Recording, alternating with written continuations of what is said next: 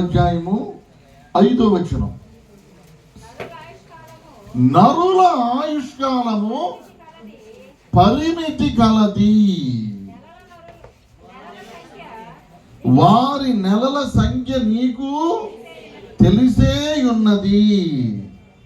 మించజాలని వయోపరిమాణము నీవు వారికి ఉన్నావు. చాలా వినండి. మానవుని ఆయుష్ అన్నది పరిమితి కలిగింది, అంటే ఇట్ ఈస్ లిమిటెడ్. మనిషి భూమి మీద ఎల్లకాలం ఉండడం. ఈ భూమి మీద మానవుని యొక్క జీవితం అన్నది లిమిటెడ్, అంటే పరిమితి కలిగింది. కొంతకాలం ఇంత టైం ఇచ్చాడు దేవుడు, ఇంత టైం ఇచ్చాడు దేవుడు. ఇచ్చిన టైం వరకే మనిషి ఉండటం జరుగుతుంది. ఎంత టైం ఇచ్చాడో మనం ఒకసారి చూద్దాం. ఇప్పుడు చదవండి కీర్తనలు 39వ అధ్యాయం 4వ వచనం చూస్తే, యెహోవా నా అంతము ఎట్లుండున్నది, నా దినముల ప్రమాణము ఎంతైనది నాకు తెలుపుము. నా ఆయువు ఎంత అల్పమైనదో, నా ఆయువు ఎంత అల్పమైనదో నేను తెలుసుకొనగోరుచున్నాను. భక్తుడైన దావీదు ఏమన్నాడు తెలుసా? దేవా, అసలు నా లైఫ్ టైం ఎంత? నేను ఎన్నాళ్ళు బ్రతుకుతాను? నా లైఫ్ స్పాన్ అనేది ఎంత? 30 ఏళ్ళ, 50 ఏళ్ళ, 100 ఏళ్ళ, ఎన్నాళ్ళు నా జీవితకాలము అని దేవుని దగ్గర అడిగితే దేవుడు చూపించాడంట. మీకు సంగతి తెలుసా? దావీదు ఎప్పుడు చనిపోతాడో దావీదుకి ముందే తెలుసు. ఎలా ముందు తెలుసు? దావీదు దేవుని దగ్గర తన మరణం గురించి, తన ఆయుష్ గురించి ప్రార్థన చేసుకొని ఎన్నాళ్ళు బ్రతుకుతానో అడిగాడు. దేవుడిని అడిగినప్పుడు దావీదు ఎంతకాలం బతికేది దేవుడు దావీదుకి చూపించాడు. దేవుడు దావీదుకి చూపించిన తరువాత ఈ 39వ అధ్యాయం రాశాడు. ఇది 39వ కీర్తన 4 చదివాం కదా. టీచర్ గారు 5 చదవండి. ఇప్పుడు నా దినముల పరిమాణము అది అంట. దావీదు గారి లైఫ్ టైం ఎంతంట? ఈ రోజుల్లోనేమో మీటర్లని కొలుస్తున్నాం. పూర్వ దినాల్లో మీటర్లు లేవు, ఉన్నాయా? పూర్వ దినాల్లో బైబిల్ రోజుల్లో కొలతలు ఏంటంటే జాన, బెత్త, మోర, బార. ఇది అప్పుడు కొలతలు ఏంటండి? ఎక్కువగా మోరలు కొలిసేవాళ్ళు, జాన్లు కొలిసేవాళ్ళు, బెత్తలు కొలిసేవాళ్ళు, ఎక్కువ దూరం అయితే బార్లు కొలిసేవాళ్ళు కదా. చిన్నప్పుడు అంతే కదా. గొలియాత్ ఎంత ఎత్తున్నాడు? 6 అడుగులు కాదు, అడుగులు ఆడని ఎప్పుడు ఏమా? గొలియాత్ ఎంత ఎత్తున్నాడు? 6 మూరల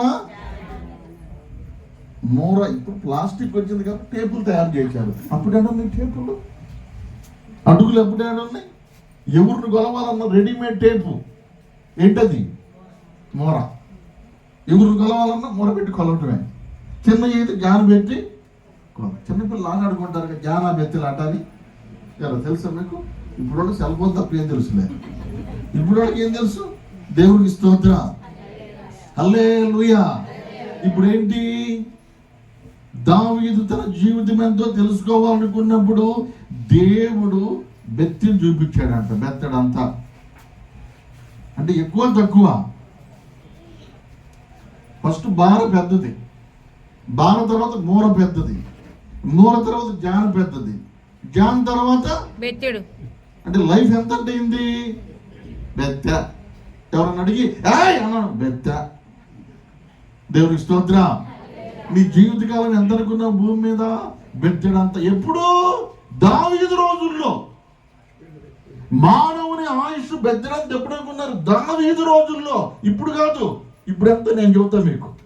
దేవుడికి స్తోత్రం. బెత్తడు ఈ రోజుల్లో అనుకునేరు, బెత్తడు దావీదు రోజుల్లో. ఈ రోజుల్లో మానవ జీవితం ఎంత నేను చెబుతాను, మీరు జాగ్రత్తగా వినండి. అసలు ఫస్ట్ ఏదేను వనములో మనిషిని చేసినప్పుడు మనిషికి మరణమే లేదండి. మరణం లేనివాడిగా దేవుడు మనిషిని చేశాడు. సంవత్సరాలు యుగ యుగాలు జీవించేలాగా దేవుడు మనిషిని డిజైన్ చేశాడు. కానీ ఏదేను వనంలో మనిషి పాపం చేసినాక మానవుని ఆయుష్ని 1000 సంవత్సరాలకు కుదించాడు దేవుడు. పాపం చేయకపోతే నిరంతరం జీవించేవాడు. పాపం చేశాడు కాబట్టి ఇప్పుడు ఆయుష్ ఏమైంది? 1000 సంవత్సరాలకి గీత గీశాడు. నువ్వు 1000 సంవత్సరాలే, అంతకంటే ఎక్కువ ఉంటే నా ప్రాణం తీసేట్టున్నావు అని చెప్పేసి దేవుడు 1000 ఏళ్ళే పెట్టాడు. చూసారు అప్పుడు నోవా ఎన్నాళ్ళు బతికాడు? నోవా 950 ఏళ్ళు బతికాడు. ఆదాం ఎన్నేళ్ళు బతికాడు? 930 ఏళ్ళు బతికాడు. మెతుషాల ఎన్నాళ్ళు బతికాడు? 969 ఏళ్ళు బతికాడు. అంటే దాదాపుగా 1000 దాకా వచ్చారు. ఇప్పుడు ఏ రోజుల్లో ఇది? ఆది కాండంలో కూడా జల ప్రళయానికి ముందు, మాంసం తినక ముందు ఇంకో రకం చెప్పాలంటే దేవునికి స్తోత్రం, హల్లెలూయా. ఆది కాండం రోజుల్లో మనుషులు 1000 ఏళ్ళు బతికారు. ఇక జల ప్రళయం వచ్చిన తర్వాత మానవుని ఆయుష్ 120 ఏళ్ళు అన్నాడు. అసలే మరణం లేదు. మరణం లేనోడికి 1000 తగ్గించాడు. 1000 దగ్గర నుంచి మళ్ళీ ఆడ తీసుకొచ్చాడు. వామ్మో, మిమ్మల్ని 1000 ఏళ్ళు అందిస్తే మామూలుగా ఉండదు అని 1000 ఏళ్ళు కొద్దిగా ఎన్ని చేశాడు? 120 ఏళ్ళు చేశాడు.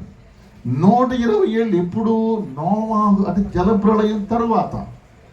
ఇక మోషే కాలం వచ్చేసరికి నరుని ఆయుష్ కాలం 70 ఏళ్ళు. అధిక బలం ఉంటే అంటే మోషే టైం వచ్చేసరికి 120 కూడా లేదు, 70